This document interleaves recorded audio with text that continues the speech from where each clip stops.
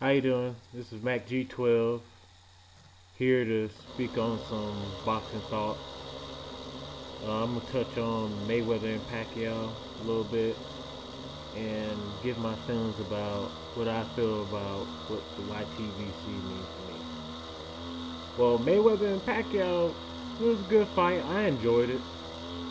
I can't say the same thing for casual fans who not into that type of boxing, but if you're a fan of boxing, you should have been pretty much okay with how the way the fight went. It wasn't a bad fight. If you're not into technical boxing on that level, then you're not gonna enjoy it at all. It's not for you. But at the same time, I can understand that it's not gonna reach the crowd that it needs to put boxing back where it is. But at the same time,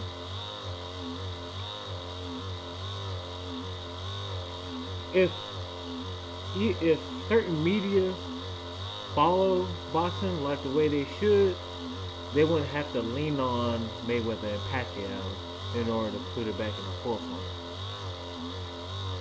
Because I see ESPN covering stuff like the Kentucky Derby and stuff like that. So I don't see why they can't, cover boxing from time to time and get some names out there. But that's on them, I guess. I don't know. But as far as I'm concerned, they missing out. Once again, Mayweather Pacquiao, good fight. I had a fight going Mayweather. I would say it was I had Pacquiao winning by 3 rounds. I'd say 9-3. Pacquiao did a good job, but at the same time, it wasn't the Pacquiao that I seen against Marquez or Grant. I guess that says a lot about Mayweather's skill set to cause fighters who punch at volume to slow down that volume punching and just become stagnant in what they do. So that's pretty much it on what I thought about Mayweather and Pacquiao. I'm gonna go ahead and keep it short on that. I don't need to dig people than what I need to. But what I really like to touch upon is my thoughts on what the YTBC means to me.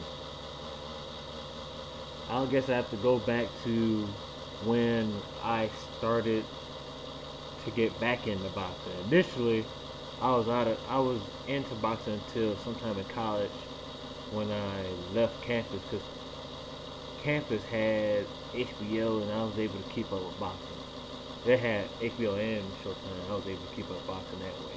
But once I left campus, couldn't afford to get HBO and Showtime, so and back then you couldn't stream anything, so I wasn't able to keep up with boxing. But MMA slash UFC was being shown on free TV, minus the big event fights, but nevertheless MMA was showing free TV and I was able to keep up with that. And I seen a little bit of at the time I seen the Mayweather and Hatton fight. That's probably the only last boxing match I can remember. But outside that, I was more into MMA. At some point, I got tired of. I ain't really got tired of MMA, but there was a point where there wasn't anything going on in MMA, and it was like a dead month. And I told myself I was gonna get back into boxing, and so I did get back into boxing. Where I started off is going to Yahoo.com sports and reading up on boxing articles, and that helped a little bit. But ultimately, it wasn't enough. Try looking into ESPN. The ESPN doesn't cover it enough. You have to pretty much watch Friday night fights in order to keep up what's going on in boxing. But being that I worked during that time, I worked on Fridays. I wasn't able to see what was going on. And one day, after I tuned in to watching that Mayweather versus Victor Ortiz fight, my brother put me on to, shout out to Gambino. He put me on to Gambino, and what he presented was some good points. And that's when I tuned in to Gambino. He was entertaining, he was funny, and I was intrigued, and he started filling in on some of the missing parts of boxing that I missed out on. Well, not all the missed out parts of boxing, but nevertheless, I was able to have an idea what's going on in the state of boxing. And from there, I don't remember which video it was, but Gambino recommended some channels because he said he's gonna slow down his channel volume wasn't gonna be as high, wasn't gonna be as frequent. So what he did was he recommended 78 Sports, well 78 Fight News at the time. It was 78 Fight News and Blood Boxing. And I tuned into those guys, and those guys really on top of their game, and they pretty much put me back into boxing big time. So I knew what was going on from boxing just from those two channels. And then they recommended some other folks, and then I just started looking around. I got into Divine Sense, and later on Boxing Beats and Browns, and got into Zone 6. And Zone 6 recommended 10 players. And there were some more boxing channels, I just can't think of it right now. But those are the boxing channels I can think of right now. Even there are more boxing channels out there like Ghetto Superstar and Cigar Boxing. Just from those 3 or 4 channels, I'm pretty much kept up to speed on it. Oh, also Fair Shake. Fair Shake is a real good channel. I enjoy his channel too. But those channels alone will keep you informed about what's going on in boxing, more so than what you could on ESPN.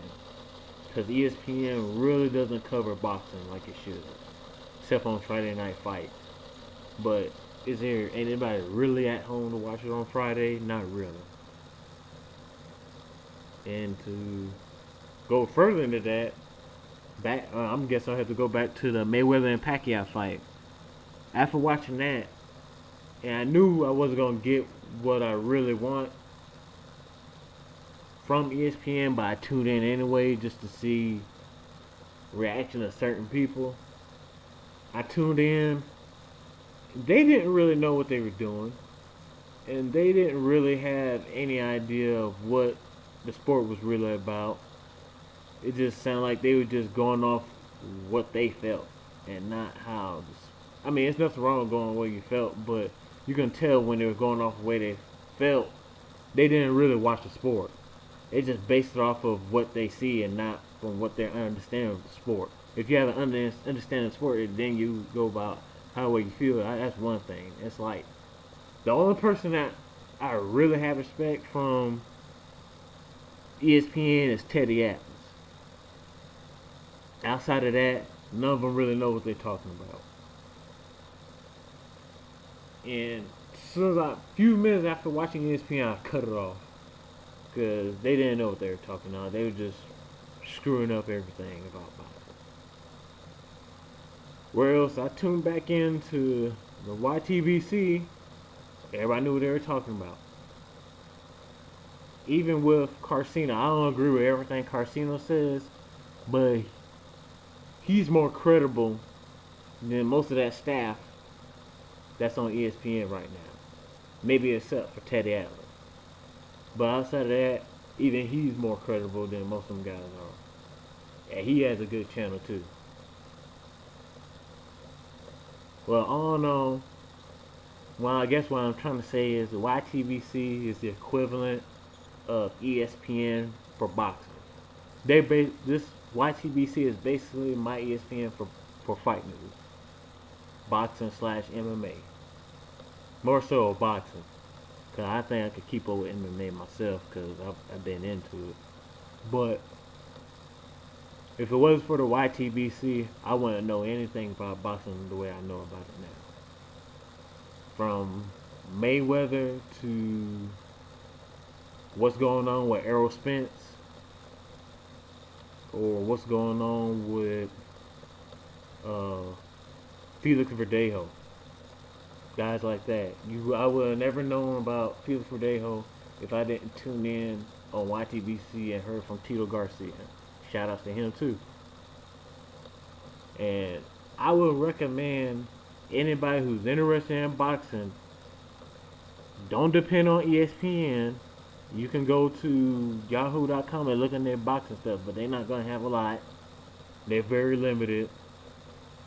You can go to eastsideboxing.com. They got a good channel. They got a good website. But ultimately, you come to a YTBC and you hear boxing talk and you're good to go. And that's why I recommend. If you want to know about boxing, come to YouTube and look up boxing, and you'll find eventually you'll find YTBC, and you'll be good to go. And I'll just leave it like that. I just want to get that off my chest. Basically, all I'm saying is, in terms of boxing, ESPN sucks. Don't depend on ESPN. Go to the YTBC for your boxing knowledge. With that being said, I'm Mac G12 and I'm out. Thank you.